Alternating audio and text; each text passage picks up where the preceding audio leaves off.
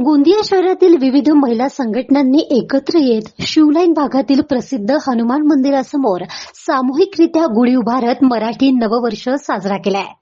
गेल्या 5 वर्षापासून गोंदिया शहरातील आधार महिला शक्ती संघटना, संस्कार भारती, लायन्स क्लब, सामूहिक तुळशी विवाह समितीच्या वतीने प्रसिद्ध हनुमान मंदिरासमोर एकत्र येत महिला सामूहिकरित्या गुढी उभारत पूजा करतात।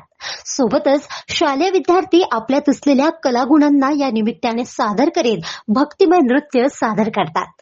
तर महिलांनी आयोजित केलेल्या सामूहिक गुढीपाडवा उत्सवात शिवलाईन भागातील पुरुष मंडळी देखील सहकार्य करतात। 5 वर्षापासून हा गुढीपाडवा साजरा होत आहे आणि मराठी नववर्ष या माध्यमातून हा गुढीपाडवा आपण सर्व साजरा करत आहोत। आणि या गुढीपाडव्याचं विशेष महत्त्व असं आहे की सकाळपासून इथे 6 वाजतापासून जी तयारी सुरू होते महिलांच्या माध्यमातून, तर इथे 12 वाजेपर्यंत महिला उपस्थित राहतात, नृत्य करतात, बालकांचे नृत्य होते आणि मराठी सणाच्या माध्यमातून इथे एक मोठी शोभायात्रा सुद्धा जाते। प्रतिवर्षानुसार यावर्षी सुद्धा या सिव्हिल लाईनला हनुमान मंदिर समोर आधार आणि लायन्स क्लब गोंदिया आणि आमचे दीपक भाऊ आणि भावनाताई हे सगळे मिळून प्रत्येक वर्षी या ठिकाणी गुढीचं आयोजन करतात आणि जो सनातन धर्म आहे, जी परंपरा आहे, ती परंपरा या ठिकाणी निभावतात। आजचा दिवस म्हणजे हिंदू नववर्षाची सुरुवात आहे।